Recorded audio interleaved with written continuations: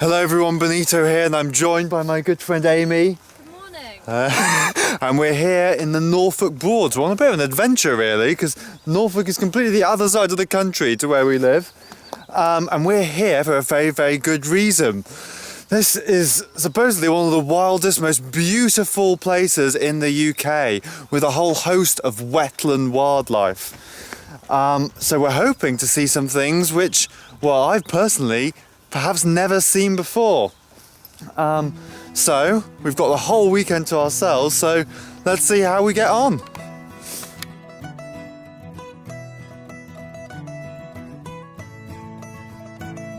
These freshwater ecosystems host a variety of wildlife. But most importantly, at the bottom of the food chain, at the microscopic level, are what we call the algae. And you can't see these algae, you can only see them under a microscope. They are invisible to the human eye. So the algae provide food for invertebrates such as Daphnia, which is a water flea, and caddisfly larvae, and water boatmen. But although algae are important, we mustn't let them get out of control.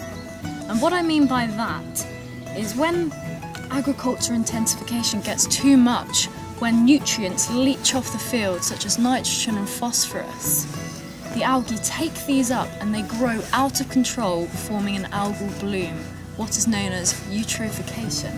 So the Norfolk Broads is a place where eutrophication has been heavily studied.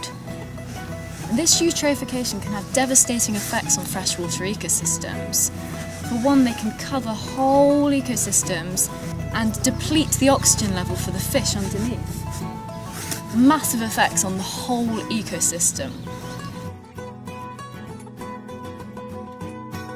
But luckily, eutrophication isn't a problem for the Norfolk Broads at all, making it a fantastic ecosystem with loads and loads of fascinating wildlife, with highlights including avocets, marsh harriers and bearded tits.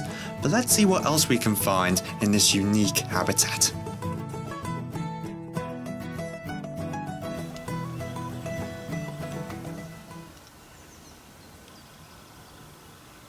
A few metres in front of us over there is a muntjac deer.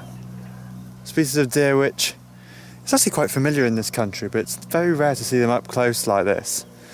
Now, there are 6 species of deer you'll find in this country, and the muntjac deer is one of our non-native species. And when they're startled, you'll see as they're running off, they lifted up that tail to show that white rump, which is something which I find quite interesting, because that could be a way of startling a potential attacker. Because many animals, you see this a lot in the natural world, of animals such as butterflies, for example, revealing bright parts of the body in an attempt to produce a startle response in the predator. We call them dymatic displays. So who knows whether the muntjac deer is achieving that, but certainly plausible, I guess.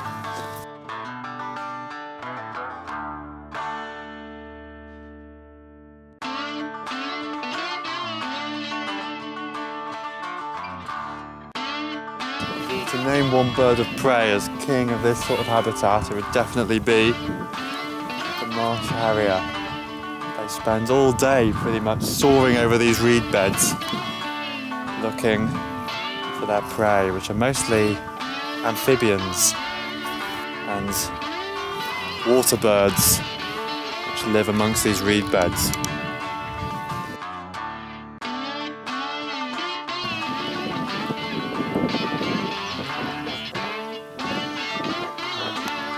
Okay, so we've been walking along the Broads now, and one of the main animals which we were hoping to see is just right here in front of us. It's really, really abnormal, but we're pretty sure it's dead, unfortunately, but we're not 100% sure yet though.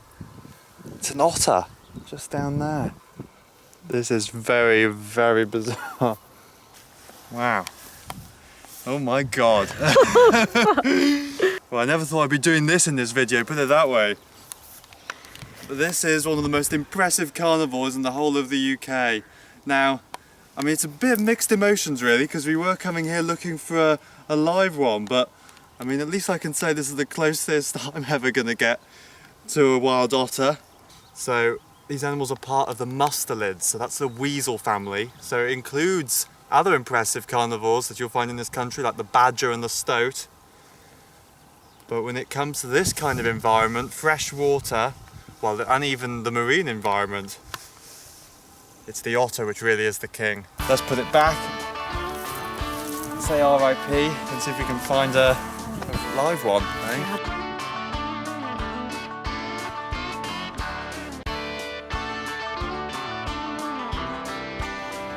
Right, just over there on the other side of the path is one of this particular reserve, Hickling Broad's specialities, and it's a first for me as well. So earlier today we saw a muntjac deer. Over there is possibly our rarest species of deer here in the UK. It's the Chinese water deer. Now, just like the muntjac deer that we saw earlier, this, as the name suggests, is also a non-native species of deer, but it's one of the ones which you're least likely to find in the UK. They're very, very localised. They're very, very localised populations. And as I say, it's the first time I've ever seen one. They're also extremely shy as well. Deer are shy in general, but the Chinese water deer do like to stay away from people. And this kind of habitat is a perfect place to do that as well, because all you have is just reed beds, very densely packed reed beds, and that's where they tend to hang out. Now, the coolest fact about the Chinese water deer is that unlike the other species of deer that we have in this country, it doesn't have antlers. Instead, it has tusks, which make it look very, very strange and a little bit prehistoric. But essentially, those tusks work exactly the same way as an antler would. Absolutely fantastic.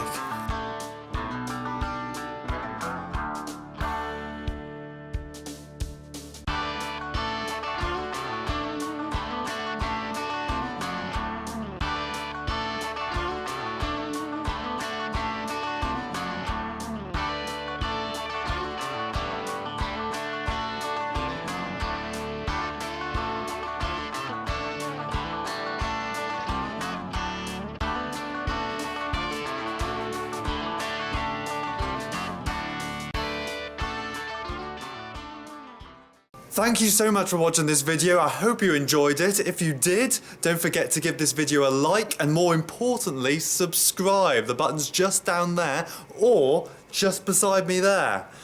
I've also recently got a brand new Facebook page, so make sure you give that a like. The link is just below me right now, to receive all the latest updates on my wildlife adventures. So for the meantime, I'll see you next time.